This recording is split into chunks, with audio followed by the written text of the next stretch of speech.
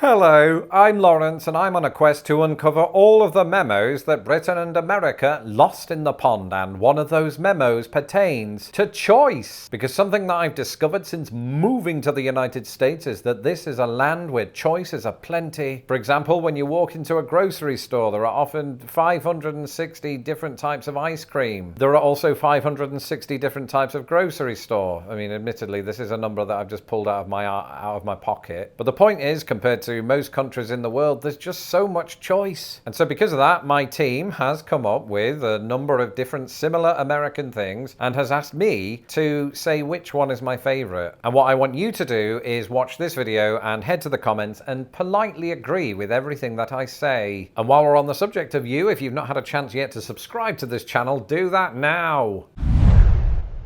Without further ado, here's my ranking of many similar American things and stuff. That's a difficult one to start with, right? They're both pharmacies, they're both major pharmacies, and they look quite similar on the inside.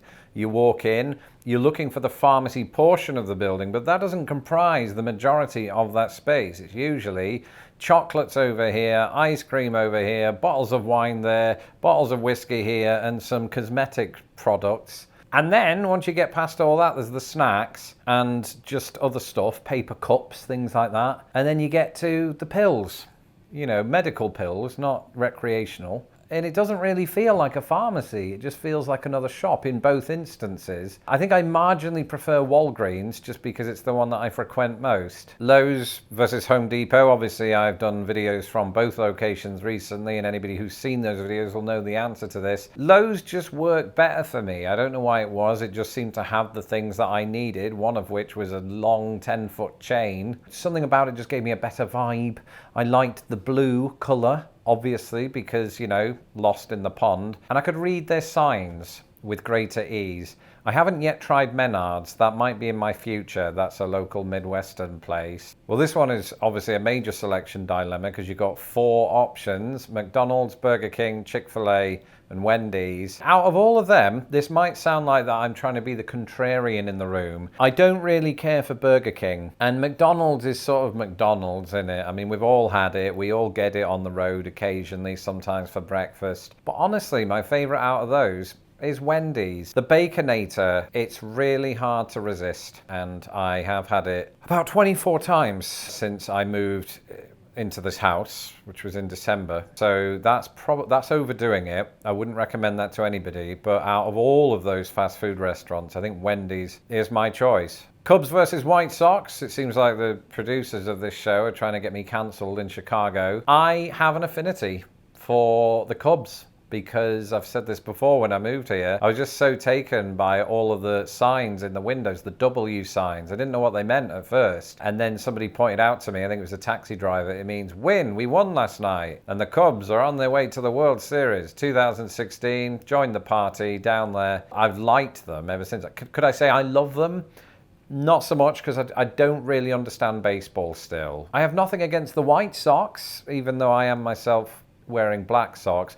I am open to wearing white socks.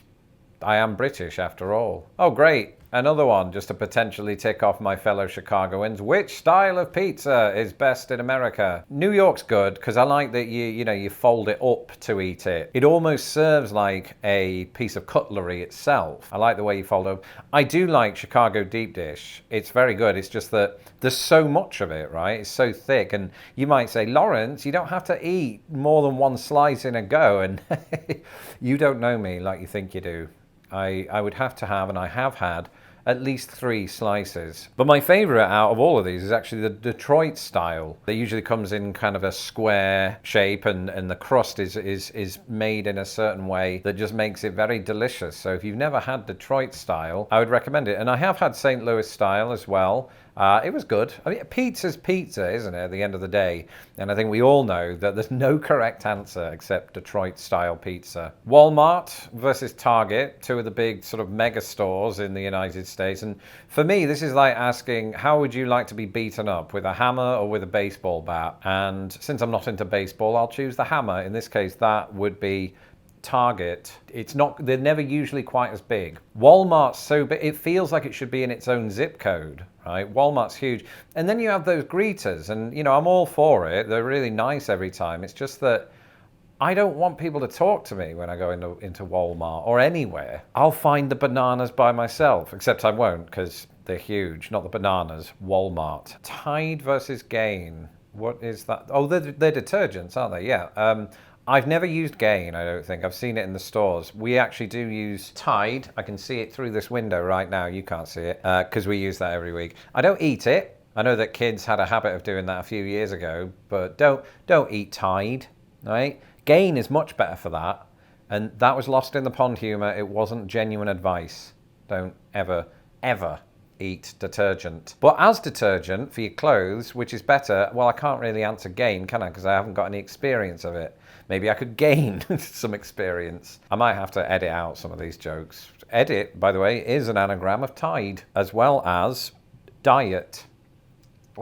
So I think Tide is better because Gain doesn't have as good a series of anagrams. You can get Gina, about it, I think. Qdoba versus Chipotle. Wow.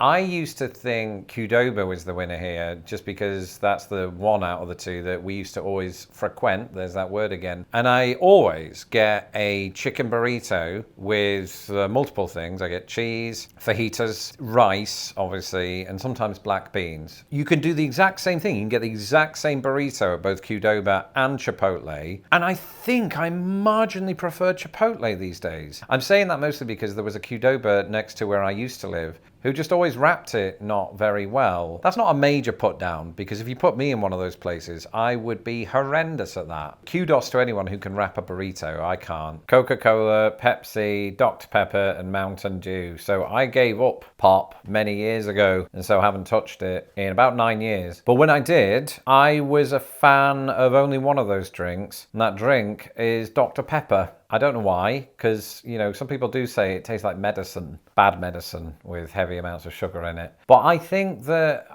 it just had this sort of different quality to it that Coca-Cola and Pepsi weren't giving me. And as for Mountain Dew, everybody who I worked with in the call centers in Indiana seemed to drink that stuff, and it never really appealed to me. And Dr. Pepper would be my number one choice, although the problem is, I think he lied about his doctorate. I don't think he's a PhD at all. Can anybody confirm that? Does Dr. Pepper have a PhD? Same goes for Dr. Dre and other famous doctors that have never shown paperwork. Aha! This is topical and timely, and apparently there are only 4 birds in America. But these are the birds that are mostly associated with the places that I've lived in recent times. I see a lot of these. Robin, the blackbird, the mourning dove, and the cardinal. I hate them all. I think they're all absolute shit.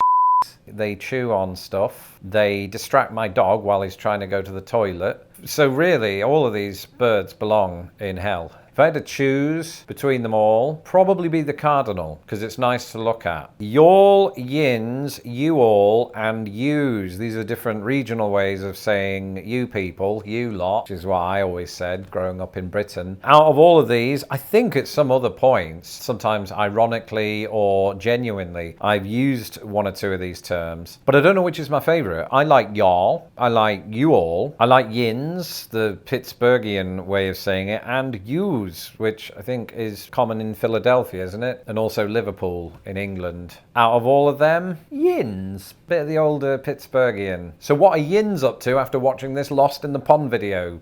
Other than watching more of them. Armageddon or Deep Impact? What is this, 1998? Those two films famously came out at about the same time, both about asteroids attacking the Earth.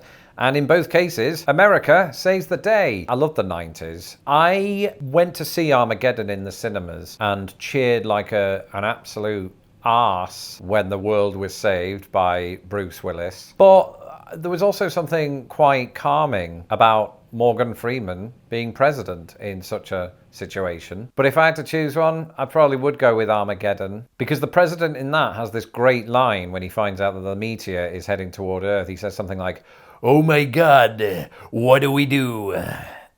That was Triple H. Starbucks or Peet's Coffee? Well, this is a good one because Starbucks, of course, so ubiquitous throughout not just the United States, but it seems like the world. Whereas Peet's Coffee, you may not have heard of it. It originated, I think, in California, but we have them in Chicago. So this is one that I frequented quite a lot. And I like Peet's. So, I mean, I'm not a coffee aficionado. I just, if I had to choose, yeah, I'll go with Peet's Coffee. Denny's or IHOP? Oh, dear me. Well, firstly, I should just preface this answer by saying that I prefer your local diners. Give me a Frank's Cafe or Kathy's Pancake House any day of the week. But if I had to choose between IHOP and Denny's, I think Denny's, just because I experienced that first. I also experienced it as an 8-year-old boy when I visited Florida. The waitress looked at me, I had dimples. She said, "Oh, he's a little cutie." And as you know, waitresses haven't stopped doing that since.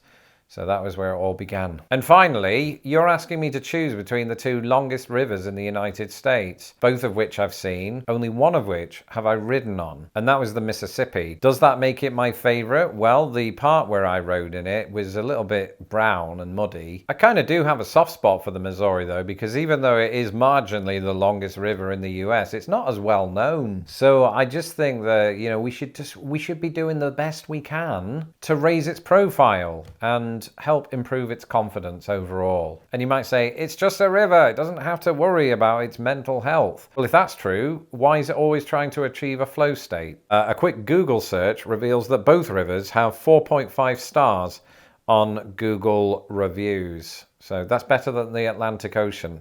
Thanks for watching and agreeing with my answer choices. I'm Lawrence Brown. You can follow me on Twitter at LostInThePondUS, and don't forget to subscribe to this channel so that I don't have to. I mentioned my visit to Lowe's. You can do yourself a favor and watch that video right here. And as always, a massive thank you to my patrons who make these videos possible. If you would like to become a patron and hear these kind of opinions on my secret live streams, you can do so today at patreon.com/LostInThePond. Until the next video, goodbye.